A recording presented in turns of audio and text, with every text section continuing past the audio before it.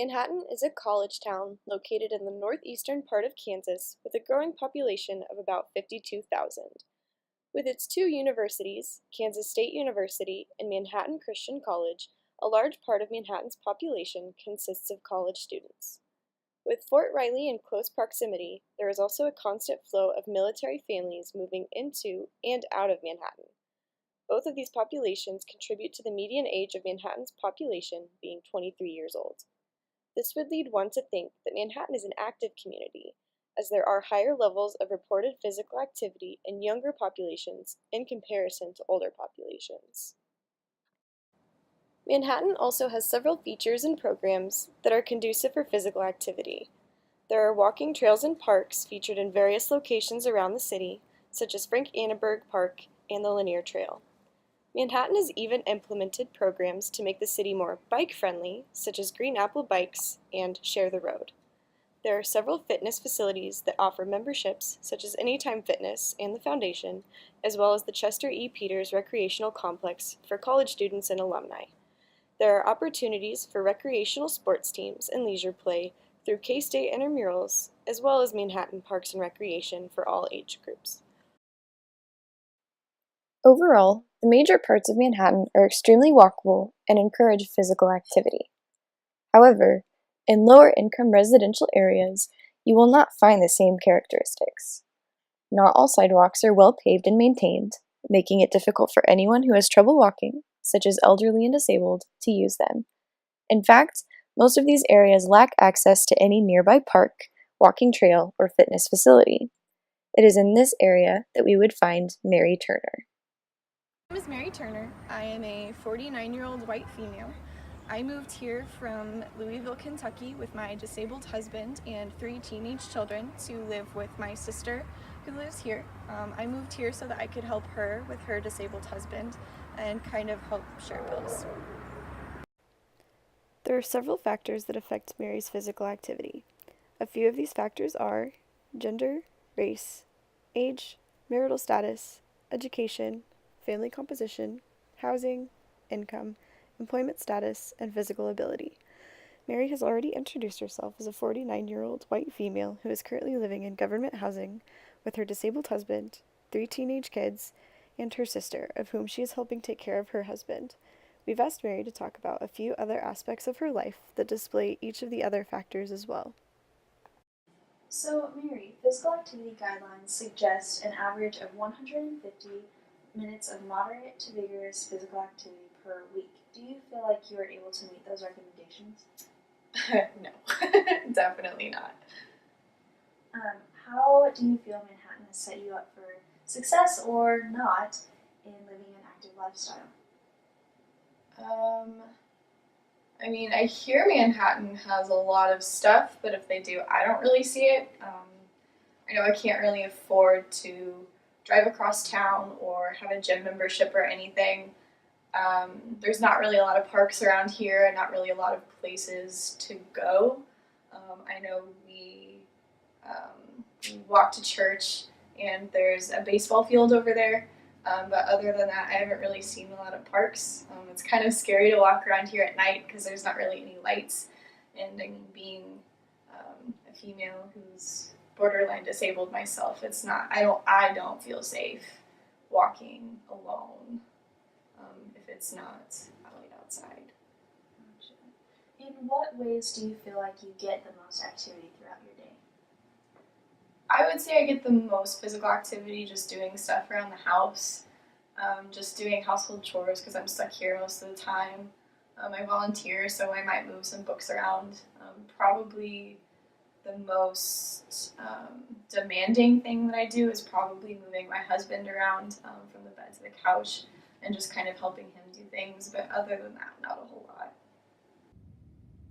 According to a study done by Murphy and Associates in 2013, domestic physical activity performed around the house does account for much of the self-reported moderate to vigorous physical activity, specifically noted in females and older adults. It does not, however, appear to be positively associated with physical leanness and may not be enough to provide all of the benefits gained by meeting the physical activity guidelines. Mary fits into this category, being a slightly middle-aged female who acts as a caretaker for her household. So here we do laundry once a week, typically on Saturdays. We do laundry, everyone's laundry on one day because it kind of helps save on water. I do laundry to help out. I do my kids' laundry as well as my sister and my husband and her disabled husband as well. It can be kind of hard carrying it around just because my disability, so my kids will help out, but for the most part, I'm the one that does laundry. We don't have the luxury of a dishwasher, so I do all of the dishes by hand, and of course all of the cooking myself. In here, we have just the couch that we have. So since my husband is disabled, I'll have to help him kind of move from maybe the bedroom to the couch, so he can just kind of hang out in here rather than lay in bed all day. And especially at meals, we usually kind of end up eating in here because we don't have a dining table. But then of course for bedtime, then I'll have to move him from here back to the bed as well. According to the study by Dr. Jilcott done around January of 2007, it was determined that individuals that live near schools, gyms, or parks would be more active. However, because Mary's neighborhood lacks all of these qualities, this doesn't really help Mary out too much. Mary Turner would be living under Section 8 government housing, which Section 8 would provide help with her family and her living services. So she can able to be afford for this rent since she would be moving from Louisville, Kentucky to Manhattan, Kansas. Section 8 is also another valuable resource for Mary because since her income that she would receive with her and her family would only be around $500, because this would only be to her husband's social security disability check, and also it also help with other groceries and other bills towards their house and necessities that they would need. So Mary would be living in under a 5-bedroom and 2-bath. So under this image you can see that there's not many 5-bedrooms houses that are available in Manhattan. Because of the low number, Mary would have a hard time finding places to live, but also this would give her chances to go and use her income value of her voucher that she'd be able to use and find other houses that can fit her and her family. And since her sister is living in Manhattan, Kansas, and she's helping with her, this would also help her with the voucher and have her be able to split and spend valuable voucher money that the Section 8 government has given her. So this is the house that Mary would be moving into with her sister, which would already be covered by government housing. It's a lovely house that you see in this picture, and then the landlord would adjust the rent around to $825 for both Mary and her family that she'd be living with her sister and a disabled husband as well. The reason why the landlord would have to change the number of the per month rent is because since there's different rules by Section 8 and their housing authority that when so many people live under there, they have to be adjusted by how much both people are living off their Social Security and also disability checks, which will help them pay for the rent as well. Lastly, I would like to thank the help of Carrie Moore and her co-worker Mike Motley after emailing and calling them for the assistance in helping our group understand what Mary Turner's voucher and amount she would receive for our project and also what she could afford in the Section 8 district. Mary volunteers at the Manhattan Public Library on Tuesdays and Thursdays for 4-hour increments. She uses the buses to make her way there, which ensures that she will have enough gas to travel to the store in order to shop for groceries once a week. It is important that Mary volunteers as it allows her to socially interact with those she helps at the library and continues to promote physical activity. Walking can provide a great opportunity for social interactions. According to a study found in the December 2014 issue of Preventative Medicine, it was concluded that if an individual were to move to a more walkable community like Manhattan, then those who were insufficiently active before, much like Mary, were shown to increase their physical activity levels. In addition, there was an increase in the participants' social interactions, thus furthering the initiative to be physically active. So, since Manhattan, Kansas is a very walkable community, this would be a great fit for Mary to move here and be more socially motivated in being physically active. Mary also volunteers at the public library. Here, her social interactions with the public and library workers would also help encourage her to be more physically active. So here we are at the public library. This is where I volunteer twice a week, typically on Tuesdays and Thursdays. I can't actually get a job because if I had a job, I wouldn't be able to keep my health insurance, and then I wouldn't be able to afford it, which is kind of counterproductive. Typically, I just kind of walk around and put books back on the shelves or help people find books, just because I'm kind of limited with what I can do. I had a heart attack a couple of years ago, and I have really bad arthritis, so picking up heavy things and moving around a lot's really kind of hard. It's kind of cool getting to volunteer at a library just because I finished high school, but I didn't really get to go on to college because I had kids. So sometimes they let me take home a couple of books and read. If I have time, I can kind of learn some things that way. But yeah, this is where I volunteer. So, as Mary was explaining how she has to work and volunteer, and the reason for that, she has to explain where Mary Turner and the poverty line in Kansas.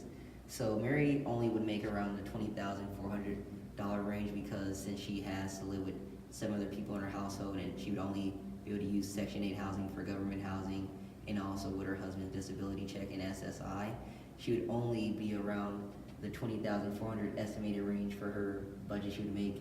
And for that, on this graph you can see we have is that Mary would be right here for 7 people, which is way under the poverty line. To be over for 7, you had to be around the $37,140 range just to be able to live in good shape. And so this affects Mary's physical activity because she's not able to maybe afford, if she had the money, to go and do the physical activities that she want to do, like maybe go get a gym membership or actually go join a group of people and do marathons or join other workouts that she wanted to, or a personal trainer, just because Mary knows about her physical health, or maybe even see the doctor to figure out other ways for her to be physically active. But for some ways for actually to work around this poverty line is that because she volunteers, that does give her activities outside the house. Also, cooking and cleaning does help her because she is using her muscles and movement in the house. Also helping her husband from bed to maybe the bathroom or also the bedroom. And then also when she walks her kids to school, and when she walks to go get them, and when she walks to the park with them for them to just enjoy a day if it's sunny outside, and even also on Sundays when she goes to church. And another thing about inside the house would be when she does laundry, picking up clothes and loads, and cleaning and vacuuming. That does help around because even the littlest physical activity, she does have enough time to get a lot of physical activity around the house and outside to make it seem like it would substitute for more physical activity that she would not have. Mary Turner goes grocery shopping once a week. This is the only time she uses her vehicle to save on gas. Being on a low-income budget, she buys a majority of her groceries at the dollar store. It is a great resource for dry and packaged goods, but the dollar store offers no fresh produce, which limits the nutritional content that Mary is feeding her family. So here we are at the dollar store. This is where I try and get most of my groceries. I'm kind of limited to a budget of around $200 a month, give or take, depending on the month. It's really easy to shop here because they have things like meat in cans, they have frozen meat. I try and get most of my fruits and vegetables in cups or cans just because that's what they have here. Frozen meats go a long way, but you can walk around the store. There's no fresh produce available, not really a whole lot. By looking at Mary's schedule throughout her daily life, you would think that she has plenty of time for physical activity.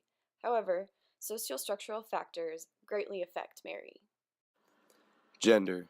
As Mary is a female, much like in many communities, it can be difficult to find effective ways to exercise.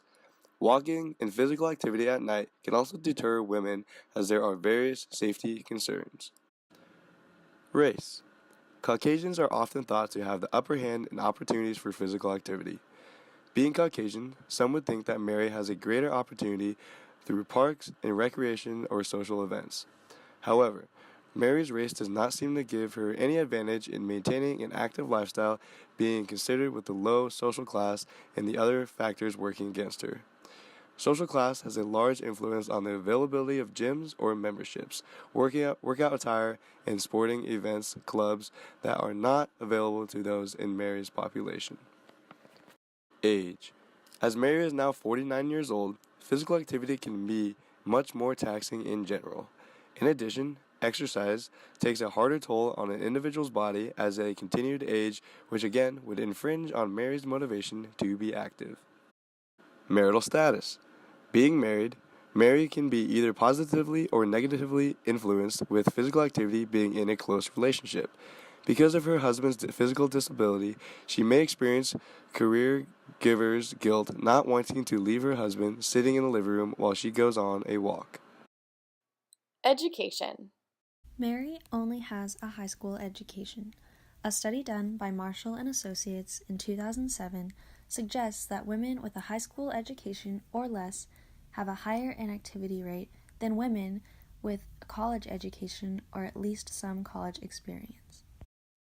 Family. Mary has 3 children, a disabled husband who she takes care of, and is living with her sister whose husband is also disabled. While there is so much to do around the house, with the numerous people in her family constantly requiring attention, Mary will have less time to engage in physical activity. Income. Mary receives Social Security along with the disability benefits and cannot actively work, otherwise she will lose these benefits.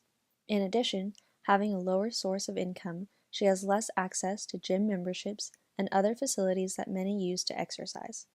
Employment. As previously discussed, Mary cannot become employed as she would lose her subsidized income. Although she does have extra time being unemployed, and one would think that physical activity should increase, her only activity comes from volunteer work, taking care of her husband, and maintaining her household on a daily basis. Housing. Government housing alleviates some of the financial pressures of providing for Mary's family. They are limited to residential areas that the government reserves for the housing authority, which is often not in the best areas. Sidewalks are unkempt, making it hard to walk on, and neighborhoods do not provide a safe environment for a woman to walk alone. Physical disability. Mary deals with many different disabilities such as arthritis, thyroid problems, and a recent heart attack. Due to all of these disabilities, being physically active is much more of a challenge than most individuals experience. She may carry some concerns that if she exercises, she could further injure herself and not be able to take care of her family. This would hinder her motivation on meeting the recommended physical activity levels.